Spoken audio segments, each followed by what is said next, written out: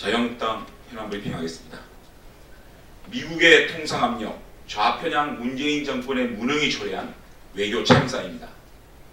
문재인 대통령이 미국의 통상 압력에 대해 WTO에 제소하는 등 당당하고 결연한 대응을 하라고 주문했습니다.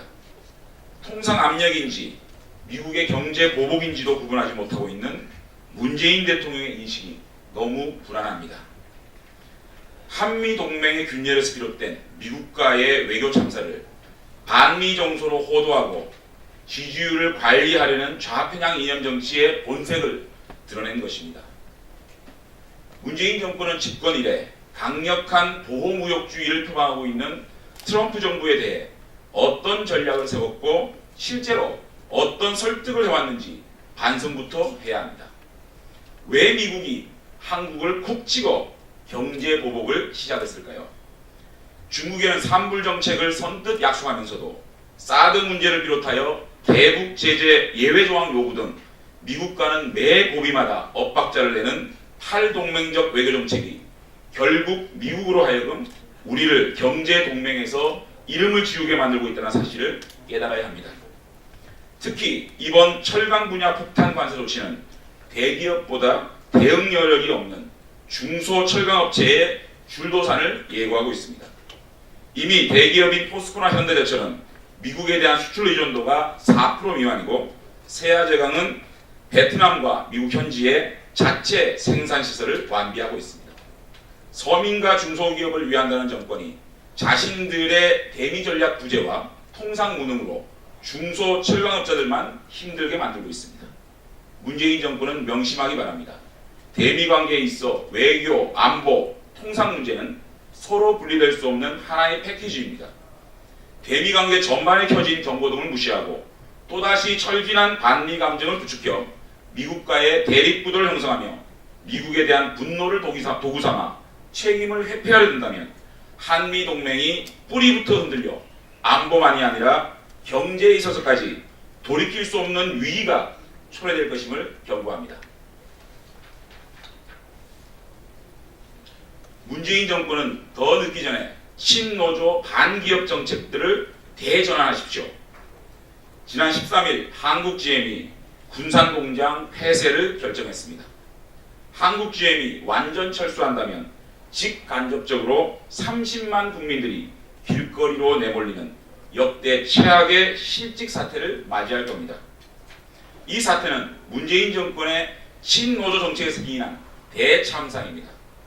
한국GM은 지난 4년간 누적 적자가 2조 6천억 원에 달하는 상황에서 임금은 4.2%에서 2.7%까지 매년 상승했고 연간 1천만 원의 성과급 파티까지 하고 있었던 겁니다. 문재인 정권이 친노조 정책으로 노동의 경직성만 강화하고 기업을 범죄시하는 반기업 정책을 지속한다면 대한민국에는 전대미문의 일자리 공동화 사태가 벌어질 것입니다. 한국으로 온 다국적 기업은 강성 노조 등살에 한국을 떠나고 한국 기업들은 반기업 정책 등살에 한국을 떠난다면 대한민국에는 기업과 일자리가 아예 사라질 것입니다. 더 늦기 전에 문재인 정권의 친노조 반기업 정책의 대전환이 필요합니다. GM 사태를 떠나서라도 기업에게 마음껏 사업할 수 있는 자유를 보장하고 기업하기 좋은 나라로 만들어야 합니다. 또한 GM 문제를 다국적 기업의 먹튀로만 치부하면서 대량 실업의 눈물을 애국심으로 미국에 대한 분노로 물타기 하려는 것은 결코 용납될 수 없습니다. 한국GM에 대한 섣부른 혈세 지원은 더더욱 안 됩니다. 언제까지 강성노조의 임금 타령을 국민들 세금으로 메꾸어 줄 것입니까? 뼈를 깎는 자구 노력과 구조조정 그리고 GM 스스로 신기술과 재원을 마련할 수 있도록 유도해서 이 문제를 해결해야 합니다. 그동안 회사의 매출은 아랑곳하지 않고 성과급 파티한 강성노조가 결자 해지해야 합니다. 문재인 정권의 환상에 젖은 친노조 노동정책이 어떠한 참혹한 결과를 초래할 것인지 빨리 깨달아야 할 것입니다. 문재인 정권 인사들의 일자리 창출위원회로 전락한 일자리위원회 차라리 폐지하십시오. 문재인 대통령이 직접 위원장이 되어 취임 1호 지시로 출범한 일자리위원회가 국민들의 일자리 창출이 아니라 자신들 일자리 창출위원회로 전락하고 있습니다. 가장 충격적인 사실은 광주시장이라는 더 나은 일자리를 찾아 떠난 이용섭 전 부위원장이 30만 명의 일자리가 날아갈 수도 있는 한국 GM 폐쇄 결정 당일 일자리 100일 계획을 성공적으로 완수한 것을 자랑스럽게 생각하고 있다고 말했습니다.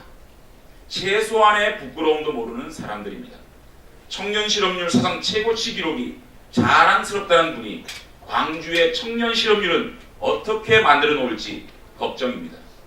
더 놀라운 것은 문재인 대통령이 떠나는 이 전 위원장에게 일자리 기반 마련하느라 고생 많았다면서 준비 잘해서 뜻을 이루기 바란다고 당부했다는 것입니다. 사상 최악의 일자리 상황에 아랑곳 않고 자신의 일자리를 위해 떠나는 분이나 일 잘했다고 격려하는 대통령이나 오로지 머리에는 지방선거뿐입니다. 설상가상 올해 자신들 일자리 창출위원회에 혈세 52억 3,100만 원이 투입됩니다. 차라리 위원회를 폐지하고 그 돈으로 청년들의 아르바이트 자리 하나라도 더 만드십시오. 문재인 정권은 일자리가 복지요, 일자리가 국민의 삶 자체임을 명심해야 합니다. 문재인 정권은 자신들이 국정 최우선 과제로 삼은 일자리 창출을 위해 만든 일자리위원회를 정권 인사들의 일자리 창출과 스펙 쌓기 위원회로 전락시킨다면 준엄한 국민적 심판을 받게 될 것입니다. 이상입니다.